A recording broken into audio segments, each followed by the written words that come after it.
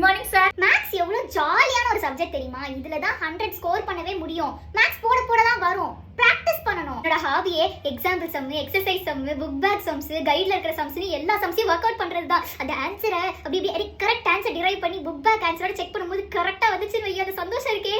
அது வந்து சார் நீங்க போட்டிருக்க sum wrong sir. Book back ஆன்சரோட மேட்ச் ஆகல. ஆக்சுவலா பையா ஸ்கொயர்ல வந்து r ஓட வேல்யூ நீங்க 14 போட்டுருக்கீங்க சார். பட் क्वेश्चनல வந்து டயாமீட்டரோட வேல்யூ தான் 14 கொடுத்திருக்காங்க. நம்ம r ஓட வேல்யூவை டிரைவ் பண்ணிட்டு அதுல இருந்து தான் சார் நம்ம சம் போடணும். Wrong sir. ச்சே, முழுசா முடிக்கிறதுக்கு முன்னாடி போர்டு அழிச்சிடுறாங்க. அவ நோட்டு பாரு, அப்படி கரெக்டா ஆர்டரா எழுதிருக்காடி. அவட்ட கேப்பமா, மச்சி உன் நோட் வேணும்டி. இல்லப்பா, ஏன் நோட்லாம் தர முடியாது. நான் டியூஷன் போயிட்டு இன்னும் கொஞ்சம் ஒரு 10 சம்ஸ் வந்து ட்ரை பண்ணலாம்னு வச்சிருக்கேன் எக்ஸ்ட்ராவா. சோ அதனால எனக்கு நோட் வேணும். நான் உனக்கு சொல்லி தரேன். நான் சொல்லி கொடுத்ததுக்கு அப்புறமேட்டு உனக்கே புரியும் பாரு. புக் எடு. ஐயோ சம் இல்ல, ஃபர்ஸ்ட் தியரம். தியரம்ல இருந்தே படிச்சா உனக்கே புரியும். நீயா படிக்க தெரிஞ்சுப்ப ஸ்டெப் பை ஸ்டெப்பா. மேத்ஸ்ல எப்பவுமே ஸ்டெப் பை ஸ்டெப்பா போட்டா தான் ஆன்சர் கிடைக்கும். மக்கப் பண்ணாத. அந்த தியரம் படியே. ஏய் கேம் சார், கிரவுண்டுக்கு வராம என்னடி பண்ணிட்டு இருக்க? மேத்ஸ் போட்டு பாத்துக்கிட்டு இருக்கேன் சார். எல்லா ஃபார்முலாஸ்க்கும் தனியா ஒரு நோட் போட்டு வச்சிருக்கேன் சார். ஏய் எனக்கும் கூட எழுதி தரேன். ஒரு புக்லெட் 100 ரூபாய்.